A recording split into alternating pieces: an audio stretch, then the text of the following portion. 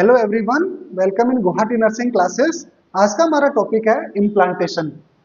Implantation का मतलब क्या होता है कि deep invasion of blastocyst into the endometrium is known as implantation. तो इम्प्लांटेशन स्टार्ट कहां से होता है हमारा? हमने प्रीवियस क्लास में फर्टिलाइजेशन पढ़ा था, तो उसको एक बार हम थोड़ा सा क्या करते हैं, रिवाइज करते हैं। तो फर्टिलाइजेशन का मतलब क्या होता है? हम बात करें फर्टिलाइजेशन की। फर्टिलाइजेशन, तो फर्टिलाइजेशन क्या होता है? मेल प्रोन्यूक्लियस प्रोन्यूक्लियस प्लस में फीमेल प्रोन्यूक्लियस,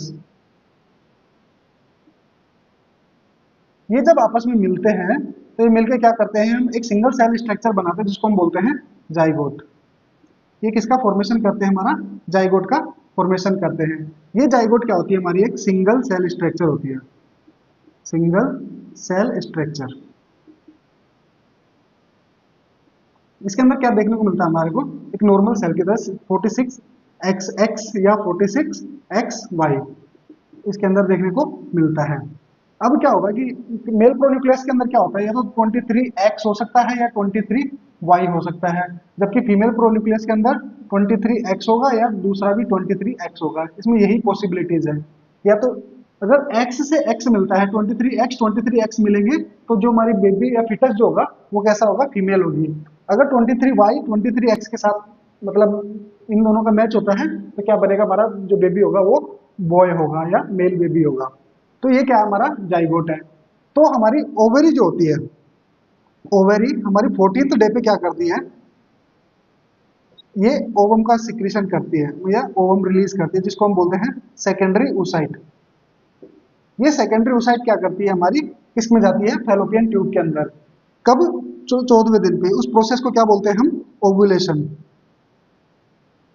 इस प्रोसेस को बोलेंगे ओव्यूलेशन। ओव्यूलेशन में रिलीज होती है सेकेंडरी oocyte। ये सेकेंडरी oocyte किसके अंदर जाती है? हमारी फैलोपियन ट्यूब के अंदर। और फैलोपियन ट्यूब में कहाँ पे ये हमारी जाती है? एम्पुला पार्ट में, क्योंकि एम्पुला क्या होता है? सबसे वाइडेस्ट पार्ट है। तो वहां पे जाके ये क्या होगी?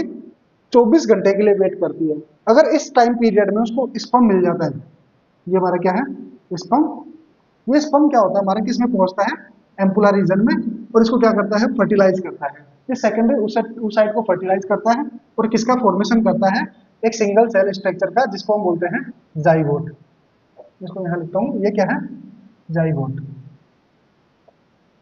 जाइगोट क्या है? सिंगल सेल स्ट्रक्चर है जिसमें क्या मिलता है? या तो 46XX देखने को मिलेगा या 46XY देखने को मिलेगा। ये इस अभी हमें कुछ भी पता नहीं है कि ये क्या हो सकता है। अगर इसमें XX होगा तो ये जाइगोट मेल बेबी बनाएगा, फीमेल बेबी। और अगर XY होगा तो ये जाइगोट किसका फॉर्मेशन करेगा? मेल बेबी का। XX female baby, XY male baby. तो ये क्या होता है? जाइगोट। ये हमारे किस कब की बात है? फर्स्ट डे की। फर्स्ट डे की। अब धीरे धीरे इसमें क्या होगा? सेल डिवीजन स्टार्ट होता है। ये जाइगोट डिवीजन करना स्टार्ट करता है और अल्टीमेटली हमारा क्या करेगा? ये पूरे होल बॉडी का या फिर कहें कि एक पूरे ह्यूमन का फॉर्मेशन करेगा। अब क्या होगा? ये सेल जाइगोट जो होता है ये डिवीजन करता है, ये डिवाइड करता है और किसमें? टू सेल स्ट्रक्चर के अंदर कन्वर्ट होता है। टू सेल क्या होंगी? फिर धीरे धीरे फोर सेल के अंदर कन्वर्ट होंगी। फोर सेल किसके अंदर? एट सेल के अंदर कन्वर्ट होगी। और 8 किसके अंदर होगी? 16 सेल के अंदर कन्वर्ट होगी। अब इंपॉर्टेंट पॉइंट हमारा क्या है? हमारा पॉइंट ये है कि जो 2 सेल, 4 सेल, 8 सेल यानी 2 सेल, 4 सेल, 8 सेल बनती है, ये हमारी किसके अंदर बनती है? ये तीनों हमारी फैलोपियन ट्यूब के अंदर बनती है। इसलिए हमने इसको क्या किया है कि हमारी फैलोपियन ट्यूब के अंदर हम इसको शो नहीं कर सकते थे। तो ये क्या थी? हमारी 2 सेल्स, 1 2 3 4 सेल्स, 1 2 3 4 5 6 7 8 सेल्स। तो ये हमारे क्या बनेगी? ये सारी हमारी फैलोपियन ट्यूब्स के अंदर बनती है। इतना जो डेवलपमेंट है वो हमारे किसके अंदर हो जाता है? फैलोपियन ट्यूब के अंदर। और ये कब तक हो जाता है? जो ये तो होती है फर्स्ट डे, और ये हो जाती है हमारी 2 to 3 डेज। ये हमारी क्या हो जाती है? 2 to 3 डेज के अंदर क्या? ये हमारा जो जाइगोट है वो कितना हो जाता है? 8 सेल जाइगोट फॉर्मेशन हो जाता है। तो हमारा इंपॉर्टेंट क्वेश्चन कि फर्स्ट डे कितना होता है? तो फर्स्ट डे होता है हमारा सिंगल सेल स्ट्रक्चर होती है। और अगले मतलब सेकंड 2 से 3 दिन में या 2 to 3 डेज में तो ये अप टू 8 सेल तक का जाइगोट फॉर्मेशन हो जाता है। उसके बाद में हम बात करें कि उसके बाद क्या होगा, तो चौथे दिन, एट फोर्थ डे, चौथे दिन क्या होता है? ये हमारा जो 8 सेल स्ट्रक्चर है वो किसके अंदर आ जाती है, यूटेराइन कैविटी के अंदर। और जब ये यूटेराइन कैविटी में पहुंचती है तो ये कितनी सेल के अंदर कन्वर्ट हो जाती है, हमारी 16 सेल के अंदर कन्वर्ट हो जाती है, जिसको हम क्या बोलते हैं, मोरूला, जिसको हम बोलते हैं मोरूला। एक बार हम मोरूला की बात कर लेते हैं कि मोरूला क्या होता है। मोरूला जो है ये कैसी स्ट्रक्चर है, हमारी 16 सेल स्ट्रक्चर, 16 सेल जाइगोट के स्ट्रक्चर है। और ये कब ऑन एट फोर्थ डे ये कहां पे आ जाता है हमारा, at fourth day reach in uterine cavity, ये हमारा किसके अंदर आता है, यूट्राइन कैविटी के अंदर। ये देखिए यहां से इसने अपनी क्या की, ये हमारी oocyte, यहाँ पे हमारी बनी सिंगल सेल स्ट्रक्चर, ये यहाँ पे आई 2 सेल स्ट्रक्चर, ये यहाँ पे आई 4 सेल स्ट्रक्चर, यहाँ पे आई 8 सेल स्ट्रक्चर, और यहाँ से ये किसमें चली गई, यूट्राइन कैविटी के अंदर, जिसको हम बोलते हैं 16 सेल या 16 सेल स्ट्रक्चर, जिसको हम बोलते हैं मोरूला। ये मोरूला कैसा होता है शेप के अंदर, ये मलबेरी शेप का होता है, मलबेरी शेप, अच्छे से मलबेरी।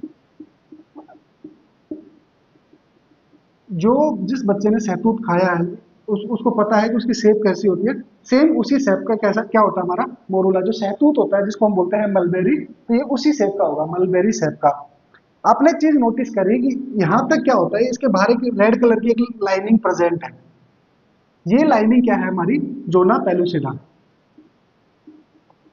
जोना पेलुसिडा, ये हमारे किसके ऊपर प्रेजेंट है, हमारे जाइगोट के ऊपर। तो जो हमारी सेकेंडरी oocyte में ये हमारा ओवम है, ये जोना पेलुसिडा, ये कोरोना रेडिएटा है। तो ये जोना पेलुसिडा का काम क्या है, ड्यूरिंग फर्टिलाइजेशन ये क्या करती है, एक तो पोलिस्पर्मी को रोकती है। बात करें ड्यूरिंग फर्टिलाइजेशन, ये क्या करती है, पोलिस्पर्मी को रोकती है, प्रिवेंट पोलिस्पर्मी। तो सर इसके बाद में क्या होगा कि हमारे जोना पेलुसिडा है फर्टिलाइजेशन के बाद में क्या काम करेगी, तो इसके फर्टिलाइजेशन के बाद में क्या करेगी, आफ्टर फर्टिलाइजेशन, ये फर्टिलाइजेशन के बाद में क्या करती है, ये लेयर जो होती है जब तक प्रेजेंट रहती है, जब तक ये जाइगोट पे प्रेजेंट है, ये लेयर यहाँ तक क्या है जाइगोट के ऊपर प्रेजेंट है, तो ये इसको इम्प्लांटेशन को रोकती है, ये क्या करेगी, इसके इम्प्लांटेशन को रोकती है। तो हम बोलेंगे कि ये क्या करती है, प्रिवेंट इम्प्लांटेशन इन फैलोपियन ट्यूब, इन फैलोपियन ट्यूब। अब ये क्या करेगी, इसके क्या किसको रोकती है, इम्प्लांटेशन को रोकती है फैलोपियन ट्यूब के अंदर, और एक्टोपिक प्रेगनेंसी से बचाती है। अगर किसी भी केस में हमारी जोना पेलुसिडा इस जाइगोट से हट जाती है या इसका अर्ली हैचिंग हो जाना, तो वो किसको लीड करेगा, हमारा एक्टोपिक प्रेगनेंसी को, ट्यूबल एक्टोपिक प्रेगनेंसी को लीड करता है। तो ये क्या हमारी जोना पेलुसिडा, और किसके ऊपर कब तक प्रेजेंट है, ये 16 सेल स्ट्रक्चर के ऊपर, और अप टू डे 4 तक, ये हमारी 4th डे तक प्रेजेंट रहेगी। 4th डे के बाद में क्या होता है, 4th डे के बाद में जो मोर्फोलॉजिकल चेंजेस आते हैं, तो ये क्या करता है, ये हमारा ब्लास्टोसिस्ट वाटर का एब्जॉर्प्शन करने लग जाता है यूट्राइन कैविटी से, और जब ये यूट्राइन कैविटी से क्या करता है, हमारा वाटर एब्जॉर्ब करता है, तो धीरे धीरे ये सेल्स एनलार्ज होती है और इस जोना पेलुसिडा को फोड़ देती है या तोड़ देती है, रप्चर कर देती है, जिसकी वजह से हमारा ब्लास्टोसिस्ट रिलीज होता है। तो हम बात करते हैं कि 16 सेल स्ट्रक्चर हमारी क्या है, मोरूला है, जो 16 सेल है, चौथे दिन पे एट 4th डे ये हमारा कहाँ पे आता है, यूटेराइन कैविटी के अंदर आएगा। शेप कैसी होगी, मलबेरी शेप होगी, इसके ऊपर जोना पेलुसिडा प्रेजेंट होगी, और वो जोना पेलुसिडा क्या करती है हमारी, एक तो पोलिस्पर्मी को रोकती है, दूसरा वो हमारा क्या करती है, प्रिवेंट इम्प्लांटेशन इन फैलोपियन ट्यूब, और वो फैलोपियन ट्यूब के अंदर हमारा क्या करती है, इम्प्लांटेशन को रोकती है। अब हम बात करते हैं 16 सेल्स का 64 सेल स्ट्रक्चर में कन्वर्ट होना। जब ये इसमें कन्वर्ट होती है तो इसमें क्या क्या चेंजेस आते हैं। एट डे 5 की, अगर हम डे 5 की बात करें, 5th डे, 5th डे पे हमारा क्या होगा, जोना हैचिंग,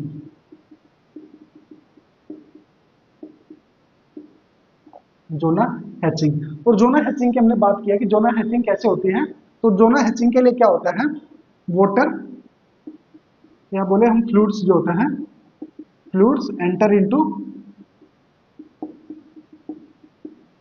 ब्लास्टोसिस्ट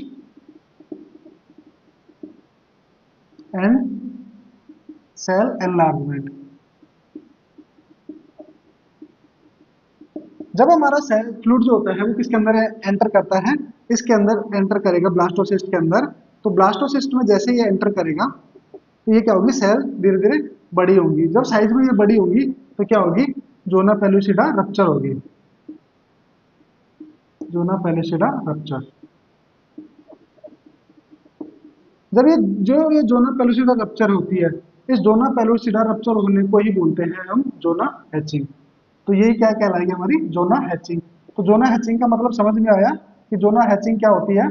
जोना पेलुसिडा का रिलीज होना, मतलब जोना पेलुसिडा का हटना या रिमूव होना, उसको ही बोलते हैं जोना हैचिंग। और ये किस दिन होती है, हमारी 5th डे के ऊपर होती है। जैसे ये इससे जोना हैचिंग होगी तो क्या होगा, हमारा ब्लास्टोसिस्ट का फॉर्मेशन होता है, ब्लास्टोसिस्ट रिलीज होगा। और ये ब्लास्टोसिस्ट जो रिलीज होता है ये फिर हमारा क्या करेगा, जोना हैचिंग एप्सन। और ये हमारा ये इसमें किस में एंटर करेगा, हमारा एंडोमेट्रियम के अंदर, और यही इम्प्लांटेशन में भाग लेगा। इम्प्लांटेशन की अगर हम बात करें तो इम्प्लांटेशन कहाँ पे होगा, तो ये जो हमारा क्या है ब्लास्टोसिस्ट, वो हमारा किसकी तरफ मूव करेगा, हमारा एंडोमेट्रियम की तरफ मूव करेगा। तो जब ये हमारा क्या है ब्लास्टोसिस्ट, इस ब्लास्टोसिस्ट कितना होता है, 64 सेल स्ट्रक्चर, सेल जाइगोट। ये 64 सेल जाइगोट जो होता है, ब्लास्टोसिस्ट जो होता है, अब इसमें क्या होता है, हमारा सेल्स का अरेंजमेंट दो तरीके से होता है। एक बनाता है outer cell mass, outer cell mass, एक हमारे बनाती है इनर सेल मास। इसको हम बोलते हैं आईसीएम, इसको बोलते हैं ओसीएम। ठीक है। अब ये जो हमें ब्लू कलर से जो दिख रही है, ये तो हमारी क्या है, आउटर सेल मास, जिसको हम क्या बोलते हैं, साइटोट्रोफोब्लास्ट, सॉरी ट्रोफोब्लास्ट। और इसको जो हम क्या बोलेंगे, इनर सेल मास को हम एम्ब्रियोब्लास्ट। ये जो एम्ब्रियोब्लास्ट है ये तो क्या करता है, हमारा फीटस का फॉर्मेशन करता है। और जो उसकी सपोर्टिंग स्ट्रक्चर्स जो होती हैं उनका फॉर्मेशन कौन करेगा, हमारा ट्रोफोब्लास्ट। जो भी हमारा प्लेसेंटा का फॉर्मेशन होगा, हार्मोन्स का रिलीज होगा, वो सारा क्या काम करेगा, हमारा ट्रोफोब्लास्ट। और फीटस का फॉर्मेशन करता है हमारा एम्ब्रियोब्लास्ट। तो ये जो हमें ब्लू कलर की लाइनिंग दिख रही है ये तो हमारी है ट्रोफोब्लास्ट, और ये जो हमें रेड कलर से दिख रही है वो हमारा क्या है, एम्ब्रियोब्लास्ट। तो ब्लू कलर से ये वाला पार्ट है और रेड कलर वाला आईसीएम है या इनर सेल मास है। अब हम देखते हैं कि ये जो हमारा ब्लास्टोसिस्ट है ये किसकी तरफ मूव करता है, एंडोमेट्रियम की तरफ। तो ये एंडोमेट्रियम की तरफ जब मूव करता है तो ये एंडोमेट्रियम इसको क्या करती है, अपनी तरफ अट्रैक्ट करती है। तो जो अट्रैक्ट करती है तो उस अट्रैक्शन के लिए जो हमारे पास रेस्पॉन्सिबल होते हैं उनको हम क्या करते हैं, फेजेस के अंदर डिवाइड करते हैं। और उन फेजेस को हम अलग अलग फेजेस में पढ़ेंगे। तो हम बात करते हैं फेजेस ऑफ इम्प्लांटेशन की, कि जो इम्प्लांटेशन होता है वो कैसे होता है। तो फर्स्ट वन हमारी हेडिंग है phases of implantation, phases of implantation. कई बुकों में इसको 3 स्टेज में डिवाइड किया है, कुछ बुक्स के अंदर इसको 4 स्टेज में डिवाइड किया है। हम चारों स्टेजेस की बात करेंगे। तो फर्स्ट स्टेज अब इसमें हमारी आती है या तो अपोजिशन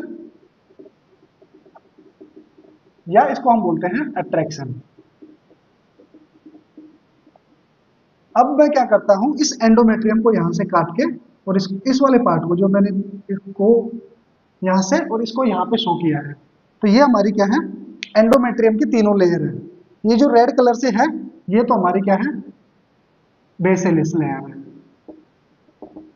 और ये बची हुई हमारी क्या है, फंक्शनलिस लेयर है। जो हमारी फंक्शन, जो हमारी 3 लेयर होती है एंडोमेट्रियम की, तो ये एंडोमेट्रियम की तीनों लेयर है, स्पोंजियोसम, कॉम्पैक्टा और बेसिलिस। और ये क्या होगी, जब इसमें इम्प्लांटेशन होगा तो इसके बाद में इसको हम क्या बोलेंगे, डेसिडुआ। अभी ये क्या है, हमारी बेसिलिस लेयर है। जब भी हमारा मेंस्ट्रुअल साइकिल होती है तो मेंस्ट्रुअल साइकिल में जो ये रेड कलर की लेयर है बेसिलिस लेयर, ये बचती है, बाकी ऊपर की दोनों लेयर हट जाती है। उन दोनों लेयर्स का फॉर्मेशन कौन करता है, हमारी बेसिलिस। इसलिए इन दो जो दो दो ऊपर की लेयर है जिनमें इम्प्लांटेशन होता है उनको हम बोलते हैं फंक्शनलिस या फंक्शनल लेयर। ये फंक्शनल लेयर जो होती है इनके ऊपर क्या होते हैं, कुछ स्ट्रक्चर्स प्रेजेंट होती है। ये स्ट्रक्चर्स क्या करती हैं, इस ब्लास्टोसिस्ट को अपनी तरफ आकर्षित या अट्रैक्शन कहें कि अट्रैक्ट करती है। क्या होता है कि हमारी जो ये ट्रोफोब्लास्ट है, इस ट्रोफोब्लास्ट के ऊपर माइक्रोबिलाइस प्रेजेंट होती है, कुछ इस तरीके से माइक्रोबिलाइस प्रेजेंट होंगी। और हमारी एपिथेलियम जो होती है, एपिथेलियम पे इन माइक्रोबिलाइस को अट्रैक्ट करने वाले रिसेप्टर्स प्रेजेंट होते हैं, जिनको हम बोलते हैं पिनोपोर्स। पिनोपोर्स। और इनको हम क्या बोलते हैं, माइक्रोबिलाई। माइक्रोबिलाई या माइक्रोफिलामेंट्स बोलते हैं। ये माइक्रोबिलाई किससे अट्रैक्ट होती हैं, पिनोपोर से, और क्या बनाती है, एक बॉन्ड बनाती है।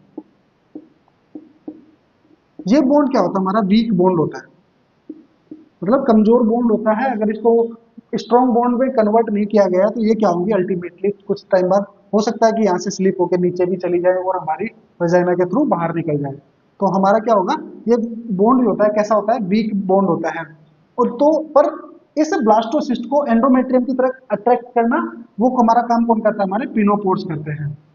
तो कभी कभी क्या होता है कि सपोज दैट कि कोई फीमेल है, काफी लंबे समय से वो अगर कंसीव नहीं कर पा रही है, तो हम क्या करते हैं, उसके एंडोमेट्रियम को लेते हैं और एंडोमेट्रियम को चेक करते हैं।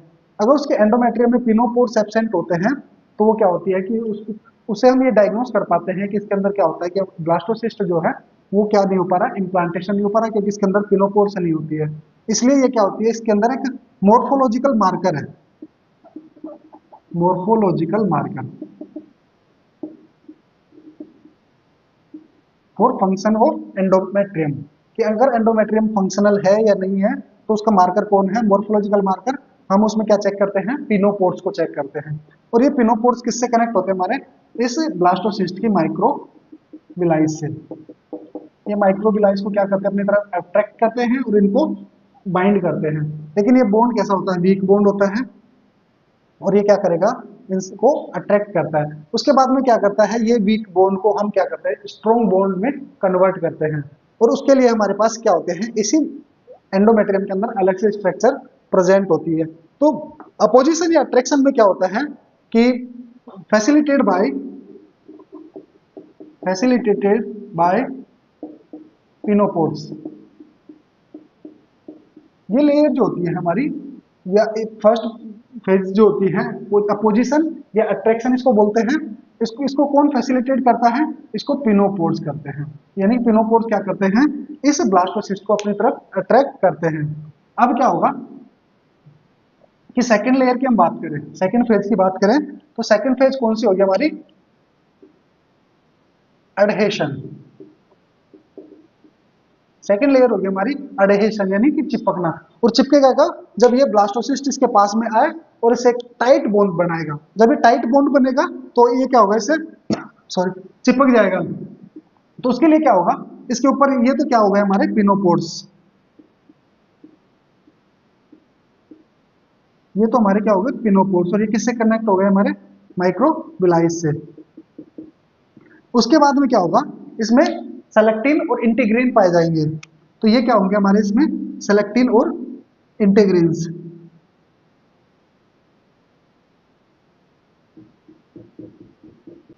ये तो क्या है हमारे इंटीग्रीन्स। और जो एंडोथेलियम पे प्रेजेंट है या एंडोमेट्रियम पे प्रेजेंट है उसको हम बोलते हैं सेलेक्टिन। उसको क्या बोलेंगे, सेलेक्टिन। जो सेलेक्टिन और ये किसके द्वारा, फैसिलिटेट बाय सेलेक्टिन और इंटीग्रिन। ये जो बॉन्ड बनता है ये क्या बनता है, स्ट्रॉन्ग बॉन्ड बनता है। ये स्ट्रॉन्ग बॉन्ड जो होता है वो इसको क्या करता है, अपनी तरफ अट्रैक्ट करने में और इसको दूसरा अच्छे से बाइंड करने में हेल्प करता है। अब क्या होगा, जब इससे बाइंड होगा तो धीरे धीरे इसमें क्या होते हैं हमारी, ये क्या होगी इसके बाहर में, हमने अभी बात की थी कि हमारा ब्लास्टोसिस्ट जो होता है उसकी दो लेयर होती है, एक आउटर सेल मास होता है। आउटर सेल मास में भी क्या होता है, फिर आउटर सेल मास अगेन किसमें डिवाइड हो जाएगा हमारा, दो पार्ट्स के अंदर। आउटर सेल मास को हम बोलते हैं ट्रोफोब्लास्ट। आउटर सेल मास या ट्रोफोब्लास्ट जो है अगेन दो पार्ट्स के अंदर डिवाइड होता है, जिसको हम बोलते हैं सिनसाइटियो ट्रोफोब्लास्ट, ट्रोफोब्लास्ट। और दूसरा पार्ट जो होता है जिसको हम बोलते हैं साइटोट्रोफोब्लास्ट। ये साइटोट्रोफोब्लास्ट आगे क्या करता है, हमारी बिलस और नॉन बिलस जो पार्ट होते हैं उनको फॉर्म करता है, और हमारा क्या किसमें फीटल साइड प्लेसेंटा जो होती है उसमें बनाने का काम करता है। सिंस साइटोट्रोफोब्लास्ट जो होता है वो हमारे डिफरेंट डिफरेंट हार्मोन्स का सिक्रीशन करता है। लेकिन अगर हम बात करें इम्प्लांटेशन में, तो इम्प्लांटेशन में ये क्या करता है, एक प्रोटियोलाइटिक एंजाइम का सिक्रीशन करता है। किसका? प्रोटियोलाइटिक एंजाइम का सिक्रीशन करता है। और ये सिक्रीशन कब होगा इस प्रोटियोलाइटिक एंजाइम का, जब ये इस सेलेक्टिन इंटीग्रिन से कनेक्ट हो जाती है, पिनोपोर से कनेक्ट हो जाती है, और ये कंफर्म कर देता है कि अब मुझे यहाँ से अंदर जाना है। तो उसके बाद में ये क्या करेगा, प्रोटियोलाइटिक एंजाइम सिक्रीज करेगा, जिसको हम बोलते हैं मैट्रिक्स मेटेलो प्रोटीनियस एंजाइम, जिसको हम क्या बोलते हैं मैट्रिक्स मेटेलोप्रोटीनियस एंजाइम। और ये क्या करता है, ये एंजाइम इसको मतलब यहाँ से इस लेयर को डिग्रेड कर देगा, और धीरे धीरे धीरे धीरे ये ब्लास्टोसिस्ट किसमें चला जाएगा, एंडोमेट्रियम के अंदर चला जाएगा। तो हम बात करते हैं थर्ड लेयर की। तो थर्ड लेयर के अंदर क्या होता है, penetration and invasion. Third layer penetration. Third layer में कुछ नहीं है कि वो क्या करना कर स्टार्ट करेगा, इनकी हेल्प से वो अंदर जाना स्टार्ट करेगा, जिसको हम बोलते हैं पेनिट्रेशन। और ये पेनिट्रेशन के बाद में क्या होता है हमारा चौथा, इन्वेजन। जब जैसे ही सेलेक्टिन और इंटीग्रिन को अपनी तरफ अट्रैक्ट करेंगे, तो ये क्या होगा, धीरे धीरे अंदर जाना स्टार्ट करेगा। और फाइनल स्ट्राइक जो होती है वो क्या होती है, इन्वेजन। और इन्वेजन किसके द्वारा होता है, फैसिलिटेटेड बाय प्रोटियोलाइटिक और हाइड्रोलाइटिक एंजाइम्स के द्वारा। प्रोटियोलाइटिक एंजाइम जो हेल्प करता है वो हमारा होता है मैट्रिक्स मेटेलो प्रोटीनियेजेस जेज एंजाइम। ये जो एंजाइम होता है वो किसमें हेल्प करता है, हमारा इन्वेजन के अंदर हेल्प करता है। तो ये क्या था हमारा, पूरे धीरे धीरे धीरे धीरे ये जो हमारा ब्लास्टोसिस्ट है किसके अंदर आ जाएगा, ये हमारा इसके अंदर आ जाएगा। ये हमारा ब्लास्टोसिस्ट, ये आउटर सेल मास हो गया, और ये हमारा इसमें ये क्या हो गया, इनर सेल मास हो गया। ये हमारा इनर सेल मास हो गया। और धीरे धीरे ये रिकवरी जो हमारी एंडोमेट्रियम की रिकवरी होगी, और वापस ये क्या करेगा, इसको कवर कर लेगी। और जब ये कवर करती है तो इसकी लेयर्स जो होती हैं इसको हम बोलेंगे डेसिडुआ, जिसमें ये बेसिलिस लेयर होगी जो इसको कवर करेगी, उसको हम कैप्सुलरिस बोलेंगे। बची हुई रिमेनिंग जो डेसिडुआ होती है उसको हम पैराइटेलिस लेयर बोलते हैं। तो ये क्या होगी, बेसिलिस जो इसको कवर करेगी। ये सपोज दैट ये हम क्या है, इसकी एंडोमेट्रियम जो व्हाइट कलर की, ये कैप्सुलरिस होगी, और जो बची हुई एंडोमेट्रियम होगी उसको हम बोलते हैं पैराइटेलिस। तो ये तीन लेयर होगी किसकी, हमारी डेसिडुआ की।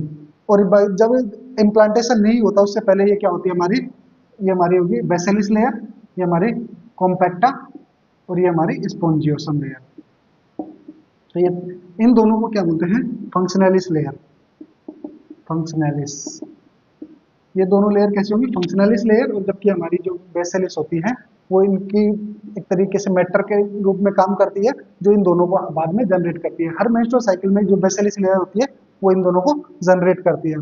तो फेजेस इम्प्लांटेशन की पहली फेज अपोजिशन थी, जिसको हमारे पिनोपोर्स हेल्प करते हैं। और ये हमारे क्या होता है, पिनोपोर्स जिन पे माइक्रोविलाइज जो होती हैं ब्लास्टोसिस्ट की वो अट्रैक्ट होती है।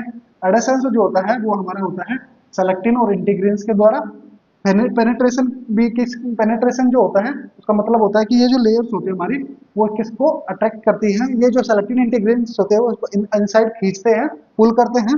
और जो इन्वेजन होता है वो इन्वेजन एक एंजाइमेटिक प्रोसेस है, जिसमें प्रोटियोलाइटिक और हाइड्रोलाइटिक एंजाइम हेल्प करते हैं। और ये एक प्रोटियोलाइटिक एंजाइम जो इसमें मेजर रोल प्ले करता है, मैट्रिक्स मेटेलोप्रोटीनियस एंजाइम होता है। और उसकी वजह से क्या होता है, वो उस एंडोमेट्रियम की जो सेल्स होती है उनको डिग्रेड करता है और अंदर जाने में हेल्प करता है। डीप बरिंग में जो हेल्प करता है वो कौन हेल्प करता है, हमारा ये प्रोटियोलाइटिक एंजाइम। अब आता है कि ये जो हमारा इम्प्लांटेशन होता है, ये किस टाइप का इम्प्लांटेशन है, इसकी नेचर क्या है। इम्प्लांटेशन जो होगा वो हमारा कैसा होगा, नेचर ऑफ इम्प्लांटेशन की अगर हम बात करें, नेचर ऑफ इम्प्लांटेशन, तो नेचर क्या होता है, ये हमारा जब भी क्या होगा, इम्प्लांट होगा, तो ये तो क्या हो गया हमारा सुपरफिशियल पार्ट हो गया इम्प्लांट एंडोमेट्रियम का, और ये हमारा क्या होगा, डीप एंडोमेट्रियम हो गया। तो जब भी इम्प्लांटेशन होगा तो किस पार्ट में होगा हमारा, डीप एंडोमेट्रियम, या हम बोले डीप इंटरस्टिशियल, डीप इंटरस्टिशियल, या फिर हम बोले डीप एंडोमेट्रियम,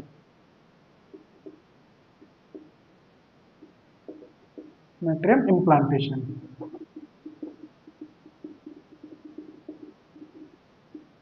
ठीक है, तो इम्प्लांटेशन की नेचर कैसी हो गई हमारी, डीप इंटरस्टिशियल या डीप एंडोमेट्रियल इम्प्लांटेशन होगा। होगा कहाँ पे, ये इंपॉर्टेंट पार्ट है। लोकेशन की अगर हम बात करें कि लोकेशन की होगा कहाँ पे, तो हम, ये हमारा क्या है, यूट्रस है, ये फैलोपियन ट्यूब, ये कॉर्पस पार्ट, ये हमारा फंडस पार्ट। तो जब भी इम्प्लांटेशन होगा तो यहाँ पे क्या होगा, जब ये हमारा मोरूला, ये किस में कन्वर्ट होगा हमारा, ये हमारा कन्वर्ट हो जाएगा ब्लास्टोसिस्ट के अंदर। यहाँ पे ये क्या करेगा, ओसीएम आईसीएम का फॉर्मेशन करेगा, और यहाँ पे जैसे जैसे क्या होगा कि जितना ज्यादा ऊपर होगा उतना ज्यादा उसको फेवरेबल एनवायरनमेंट मिलता है। तो ये हमारा क्या है, ये हमारा ब्लास्टोसिस्ट है, तो ये कहाँ पे इम्प्लांट होगा, लगभग यहीं पे कहीं आसपास ये इम्प्लांट होगा। इसको हम बोलते हैं, इसकी लोकेशन को upper posterior wall of uterus, और कहां पे, near the fundus, near the fundus, ये कहां पे इम्प्लांट होगा, upper posterior wall of uterus near the fundus.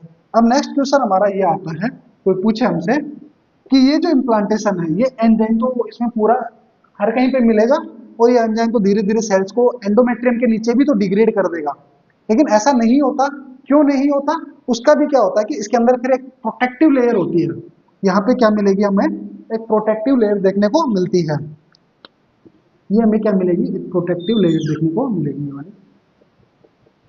ये प्रोटेक्टिव लेयर क्या करती है, इस एंजाइम से रेजिस्टेंट करती है, या इस एंजाइम का असर इस लेयर पे नहीं होगा, और वो इस क्या करती है, इस लेयर के पार इस ब्लास्टोसिस्ट को नहीं जाने देती। अगर ये इस लेयर के पार ब्लास्टोसिस्ट चला गया तो मतलब कि कोई पैथोलॉजिकल कंडीशन है, और उसको हम बोलते हैं एडहेरेंट मोर्बिड प्लासेंटा। तो उसके हम आगे बात करेंगे, लेकिन पहले हम बात करते हैं इस लेयर की। इस लेयर को हम बोलते हैं निटाबुच लेयर। क्या बोलेंगे, निटाबुच लेयर। ये लेयर क्या करती है, तो इस लेयर की बात करें, निटाबुच लेयर, ये लेयर क्या करती है, ये लेयर हेल्प करती है प्रिवेंट, या बोले कि limit implantation up to endometrium.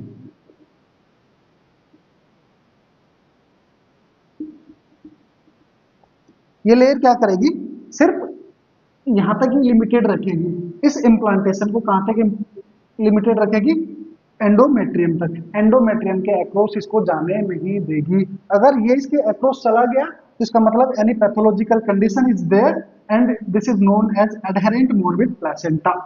उसको हम आगे बात करेंगे। तो ये क्या हो गई, हमारी निटाबुच लेयर हो गई। तो यहां तक क्या होता है, हमारा इम्प्लांटेशन खत्म होता है।